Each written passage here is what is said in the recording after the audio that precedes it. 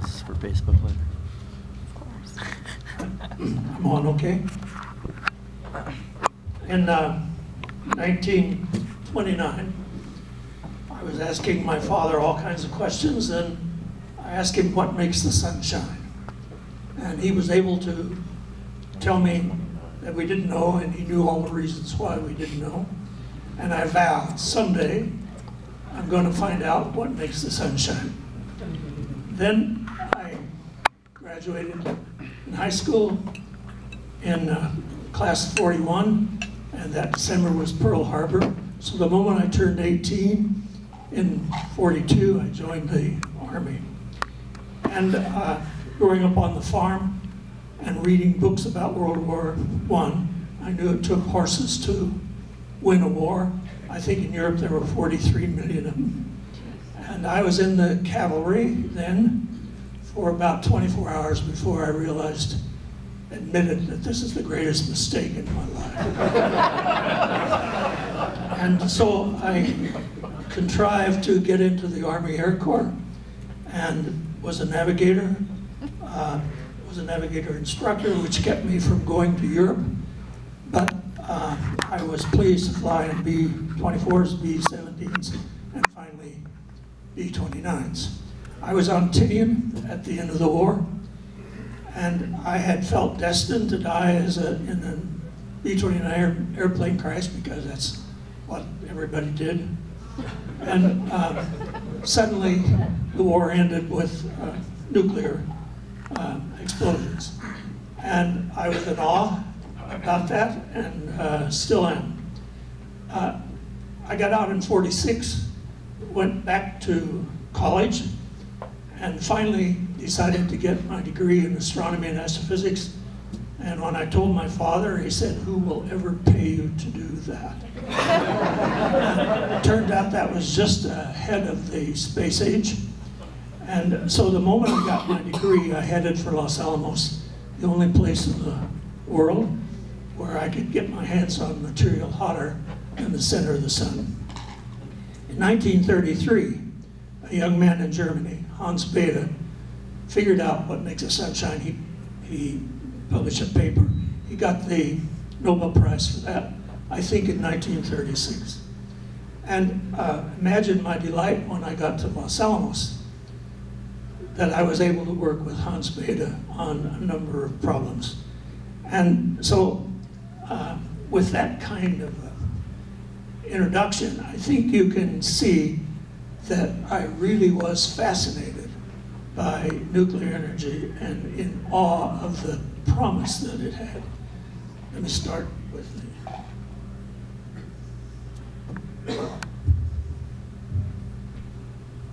turns out that everything was remarkably short. In just a few years, we went right through to the Trinity test.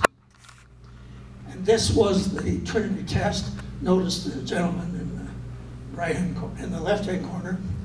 I want to say something about the engineers. We as scientists waved our arms and said what we wanted, but at Los Alamos we had the most magnificent set of engineers the world has ever seen. They were absolutely brilliant. And I was just in awe, and still am, of the capabilities they had. The Trinity fireball looked like this. And after the war, the first thing that was done was two tests, Crossroads Able and Crossroads Baker. It turns out that the Navy was in total shock that the war ended.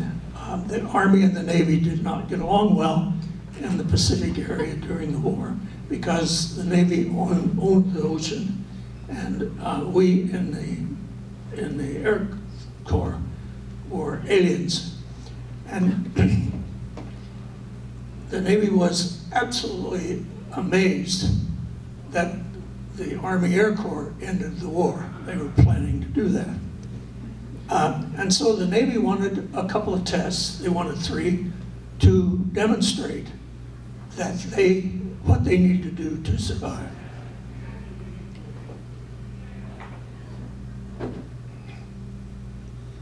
And this is a picture of Crossroads of Able. Look at the fleet. They had about 100 ships arranged around the target. And the awesome force of this explosion is just truly amazing. Oh, I should have a video there. I don't. Apparently not. Let Let me go back one, Bob. me try it. There.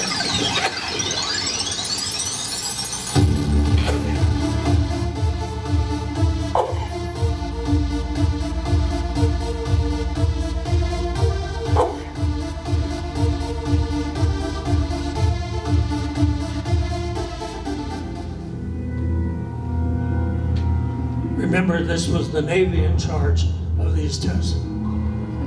So that's the device underwater.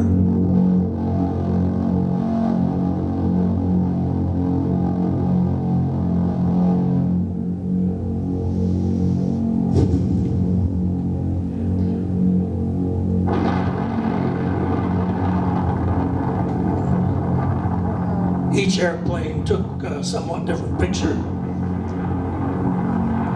But you can see the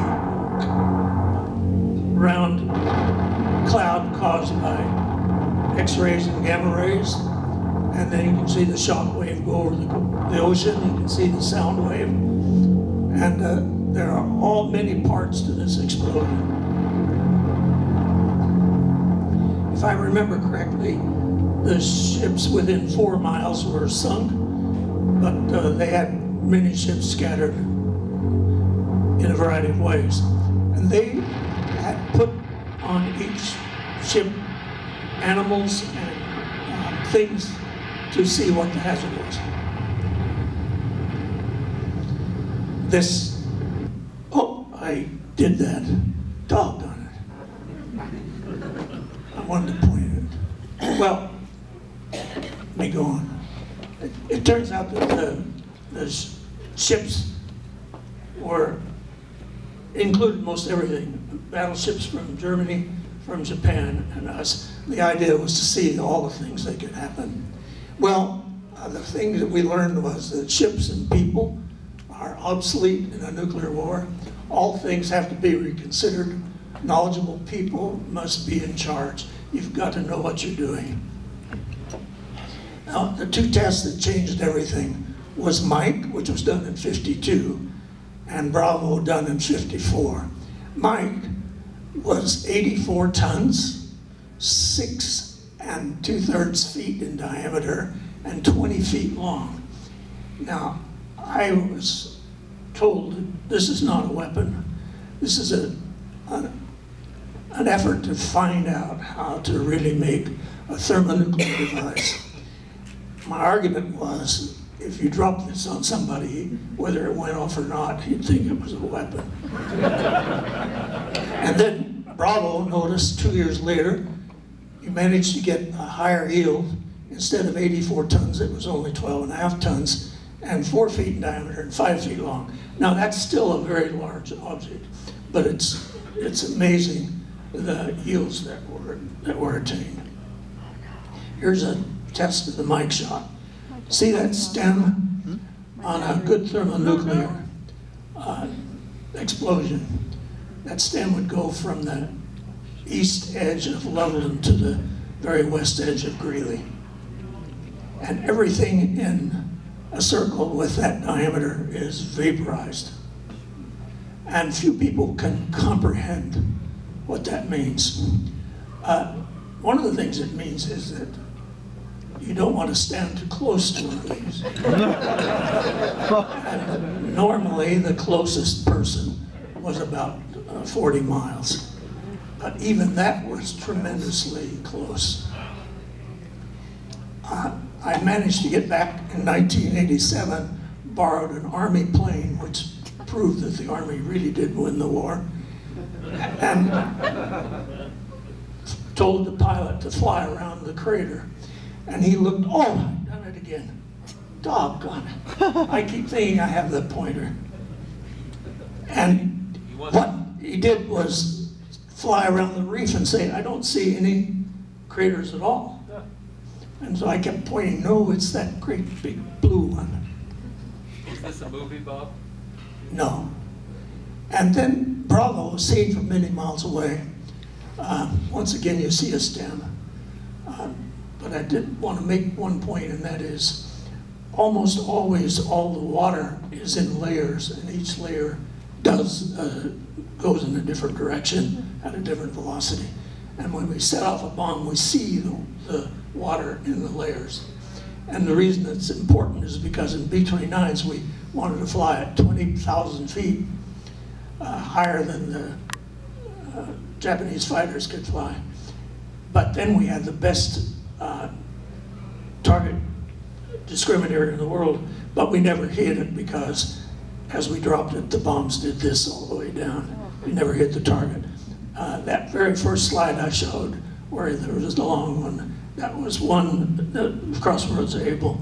That was dropped by B-29, so of course they missed the target, like always. And what that meant was we have virtually no pictures of that test because the bomb went off above the ship that had all the cameras on it. And so seeing Mike and Bravo, virtually every observer came to the same conclusion, which is, boy, we don't want to go there. We're not that mad at anybody. The Earth can't stand very many of those things. So the point I want to make today is that thermonuclears are an entirely different kind of a subject than the pictures you saw of that first two tests. 20 kiloton is truly awesome. In the history of the world, nobody had ever seen anything like that. But imagine a test 1,000 times bigger. 1,000 times bigger than that. And that factor of 1,000 does all kinds of things. One is you don't have this unnecessary language. There's no words in the language, in any language, to describe what you see. You have a hard time conveying that to someone else.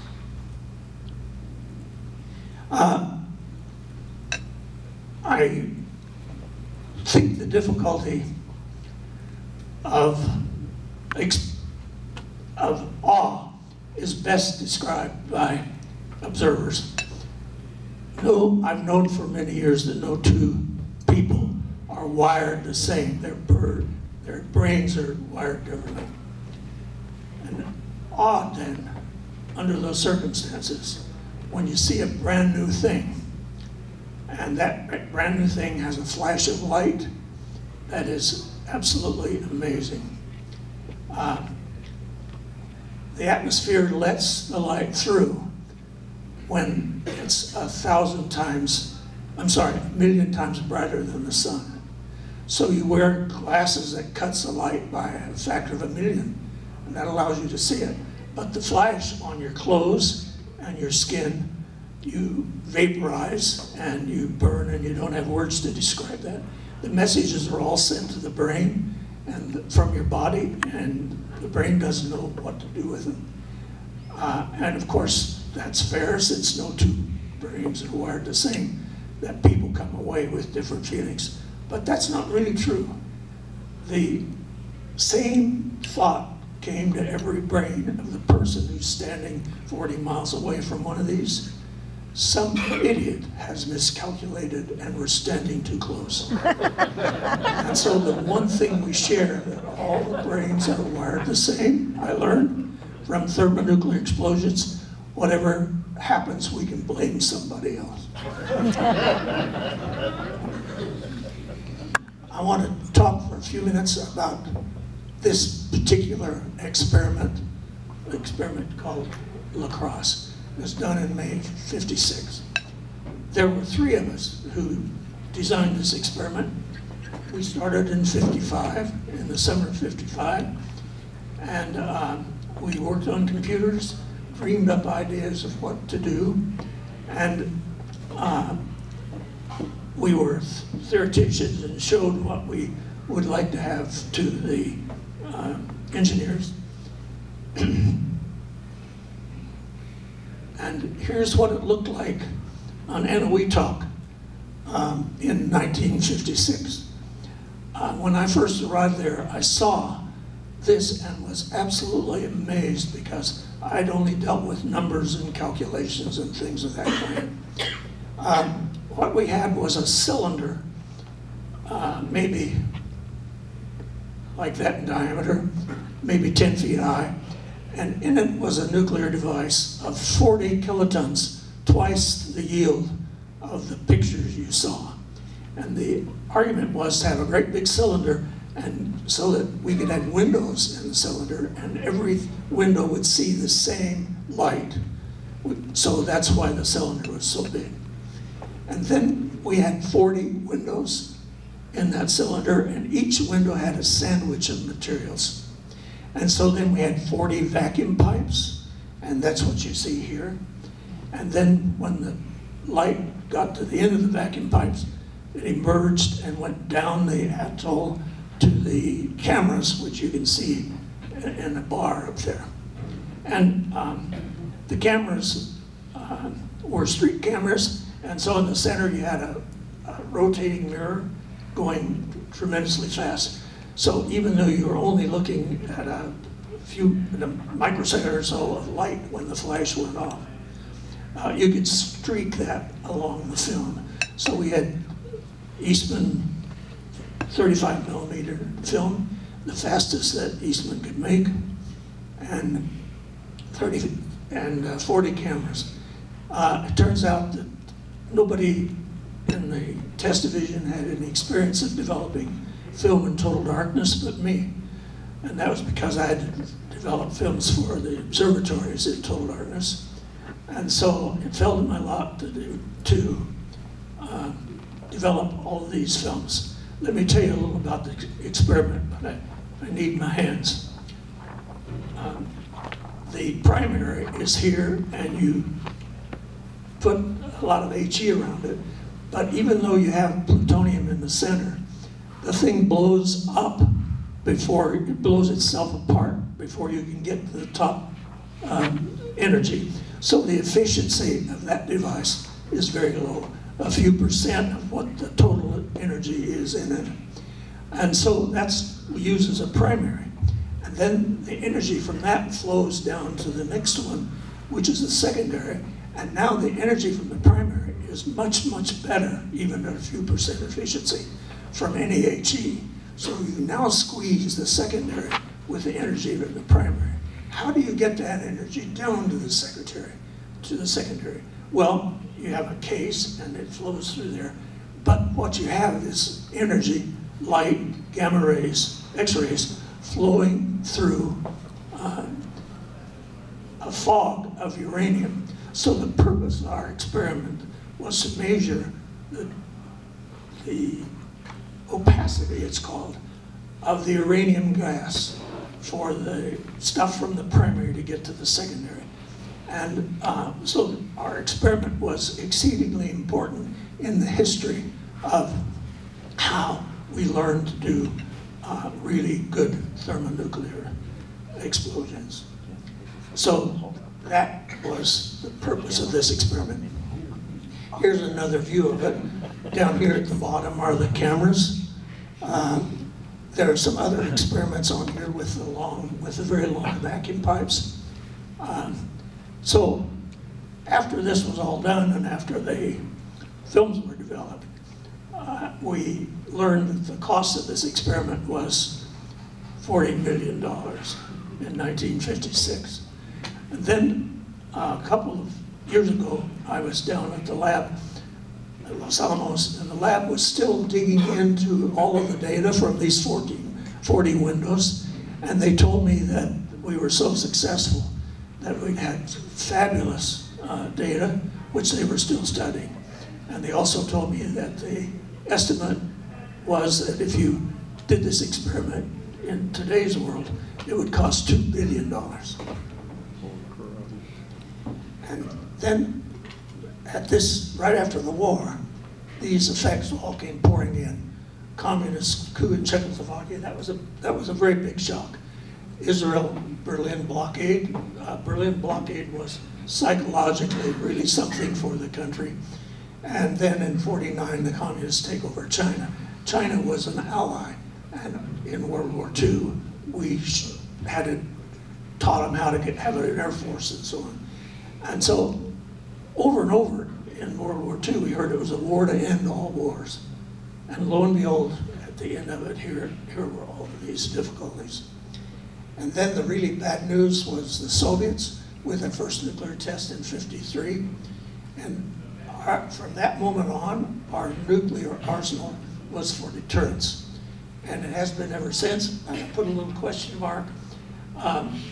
Some of you may have noticed that I have a bumper sticker on my car. Atomic energy equals peace. 50 years is fact. Well, that was really true for like 50 years because our possession of these things, the Russians understood, and they backed off of all kinds of things because of that. I have the question mark because I'm not sure that it's true at all anymore.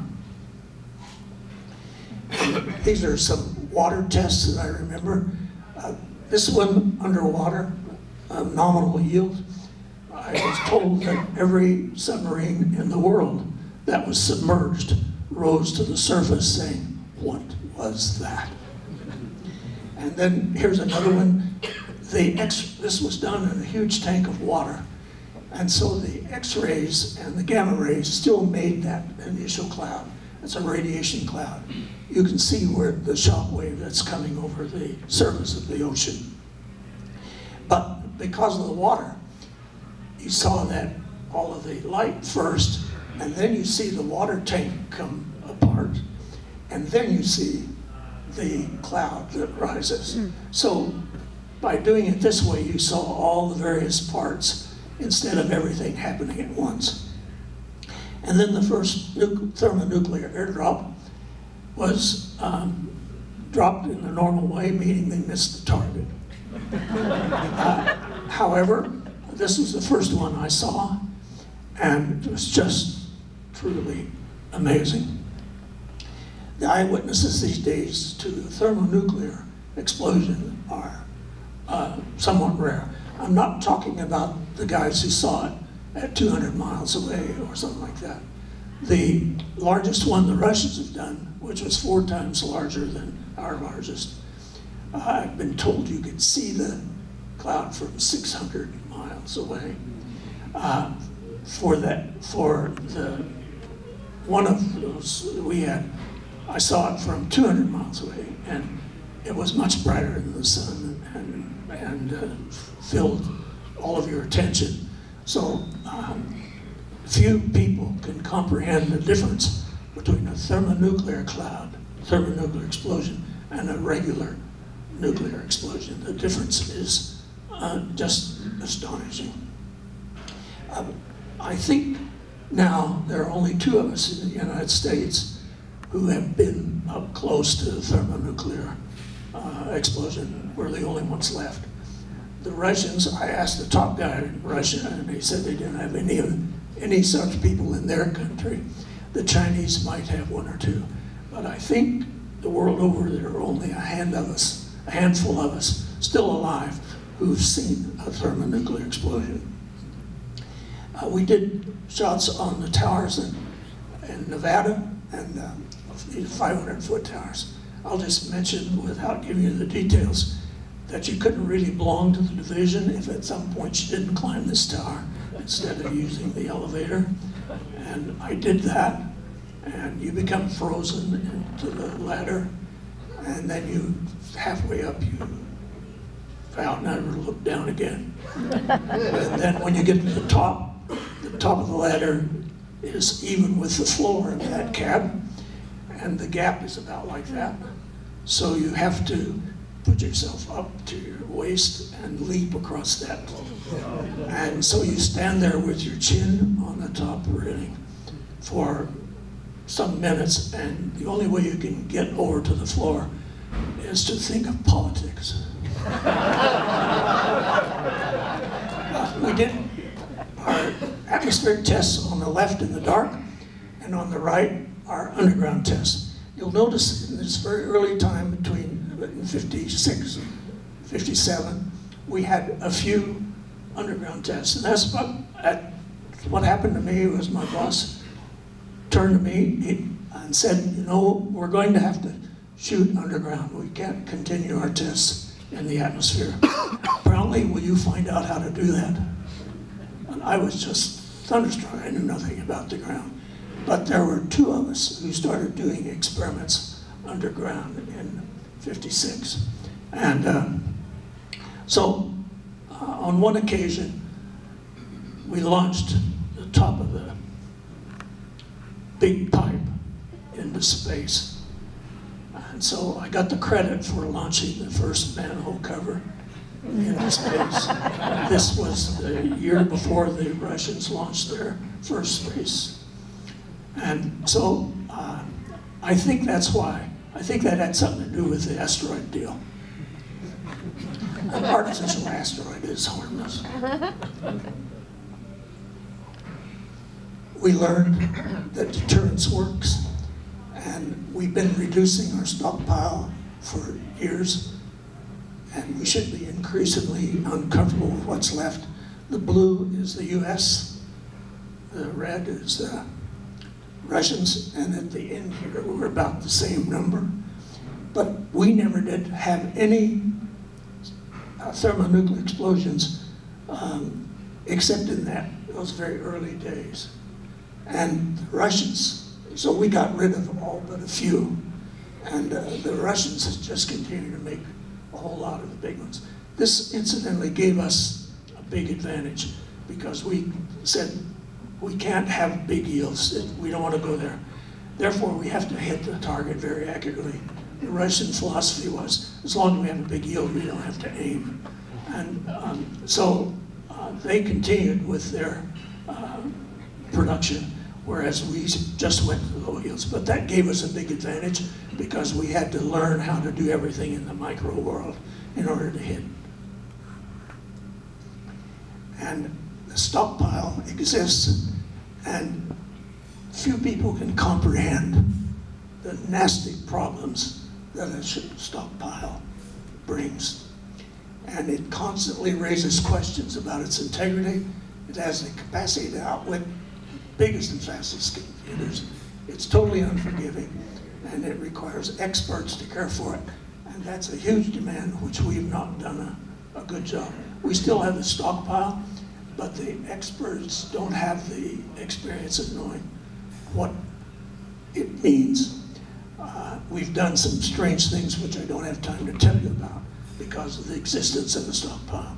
And you have to do what it says. If I have a nuclear device there that looks like it's going to explode by itself tomorrow, I fix it today. It doesn't matter what somebody else says. And so this is a tremendous problem. And most nations don't comprehend this at all. So the guys who want to make want to have a nuclear stockpile don't ever understand that it owns them, they do not own it. And so what you need is theoreticians and experimenters and visionaries and pragmatists and the world's best educators. And it's been so long since we've had any testing, this is not really where we are. And when the Soviet Union collapsed, they abandoned salaries, bookkeeping, responsibilities, control, common sense, and indeed we paid the salaries of their nuclear people in order to keep them from going to work for Pakistan or somebody. So we, the US, paid their salaries. We responded with salaries, bookkeeping, irresponsibility, bureaucratic boredom, and odd controls, and very little common sense. And Enrico Fermi, who is a god to the nuclear people, postulated that the end of us could come because of nuclear knowledge. And his postulate was derived from the fact that we should have lots of life in our galaxy, We should have other people as bright as we. If we can have nuclear, they must have nuclear. Yet we have no evidence of anybody there. So his postulate was, once they get nuclear and arm themselves, then they wipe themselves out. And currently, I think he may be correct. Nobody in power anywhere in the world has ever seen a thermonuclear explosion, and we need some kind of a demonstration of a thermonuclear explosion to give the leadership of every country fear and nuclear peaceniks. We were all made peaceniks when we saw a nuclear explosion. And so if we could get the leaders of the nations to see one, those of us who've seen it always said, we need a demonstration test about every 15 or 20 years. The world can endure that. But we will teach people to be afraid. And that has not happened. And so it's, to me, a distressful time. Questions?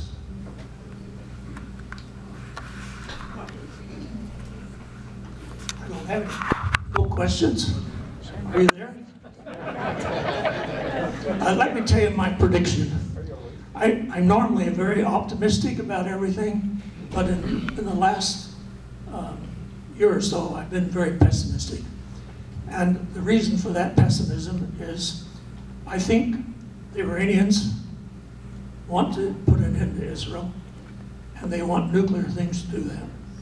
And the Israelis have, the last I knew, a couple of hundred nuclear weapons, and I don't believe they will hold still for Iranians to try to nuke them.